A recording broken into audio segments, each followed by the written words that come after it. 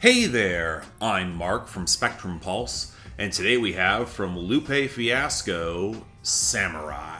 You ever get the feeling that someone's talent feels kinda out of sync with their artistic instincts? Well, that's a lingering feeling I've had around Lupe Fiasco for years now, even for as much as I have liked his albums. And after his excellent 2022 project, Drill Music in Zion, this felt like a bit of a curveball. Now, an album called Samurai makes sense coming from him, but when you hear that it's a loose tribute to the late Amy Winehouse, where Lupe Fiasco casts her as a battle rapper based off of a quote that she gave to her producer Salam Remy from her posthumous documentary, where she described a creative dream inspiring those battle raps and she called herself a samurai, well, when he says the project took on a life of its own, I believe him. And I'm not sure it's for the better. So let me start by saying that Lupe made it very clear in interviews that he's not attempting to rewrite her story or her legacy. It was literally just driven off of the thought experiment of the quote, even if there was a rumor that Amy Winehouse was planning to try a rap-leaning project in the future, reportedly even working with Nas, and thus it feels like a bit of a wonky concept to hear in execution, because Lupe Fiasco varies whether or not he's rapping from third-person point of view or from his perspective or hers, as if he's sparring opposite her after the event on Mumble Rap, where she's confronted by a dream sequence of a dark figure and then changes her career. That newfound creative spark that could be as much a curse as it is a blessing. A dream that seems to snap loose on Bigfoot,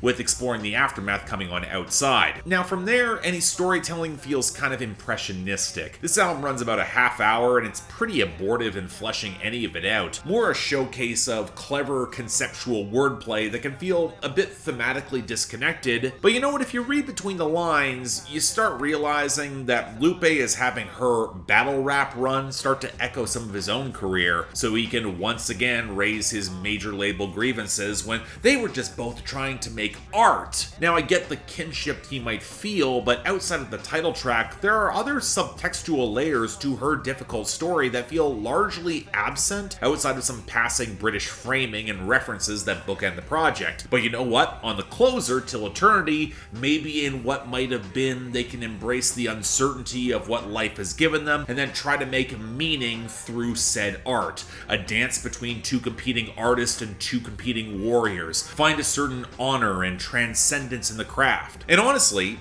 separate the theme from Amy Winehouse altogether and have Lupe Fiasco, I don't know, imagine a fictional alter ego to play that role. He himself has admitted this art could apply to any number of people's creative struggles in the industry, not just her. On paper, I like the theme and how one finds meaning through discipline and conflict and what they can create out of it, independent of the corporate structures that would then commodify and crush it underfoot. It lets a lot of the intricate battle rap punchlines and craft just sparkle a little bit more. But I'm sorry, when he ties the name of a deceased and critically acclaimed modern popular artist who was contemporary to him, and when the bars and sound don't really match to her established material outside of some very shaky reference points that I can't say do her music justice. I mean, it's not like her voice in perspective is rapping appreciably different than Lupe Fiasco outside of some cooing female overdubs over a couple of the hooks, and that feels like a real missed opportunity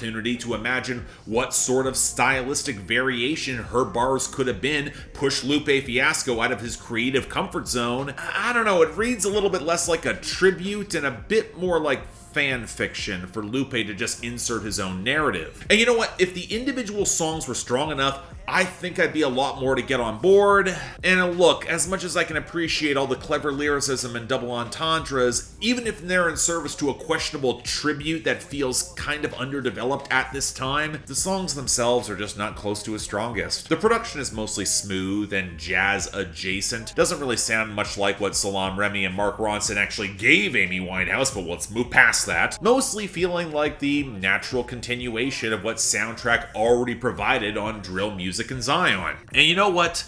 that's fine. The horns across the title track and the warp sample on Cake, they balance out some pretty good grooves, certainly better than all those farty horns on number 1 Headband, which honestly feels disconnected from the rest of the album as it is. And the muted elegance of Palaces is probably the strongest hook on the album, but overall the production feels a little drab. The hooks don't exactly have a ton of punch or theatrical flair, and that's not even getting into the weirdly stiff contrast of the pianos with the trudging knock of Til Eternity, probably the clunkiest hook on the entire album. Even if the horns mostly work, it's a really awkward closing moment. But as a whole, man, this album frustrates me a lot because I can't even call it bad so much as an experiment that just, to me, misses the mark. Where the smaller moments of lyrical, multisyllabic cleverness and groove, they're effective until you try to assemble the bigger picture and it feels more diffuse and blurry. At the same time, though, it's a sort of oddball passion project that I kind of struggle to condemn. If Lupe Fiasco wants to make something on his own that's got more personal appeal directly to him and maybe a more niche audience,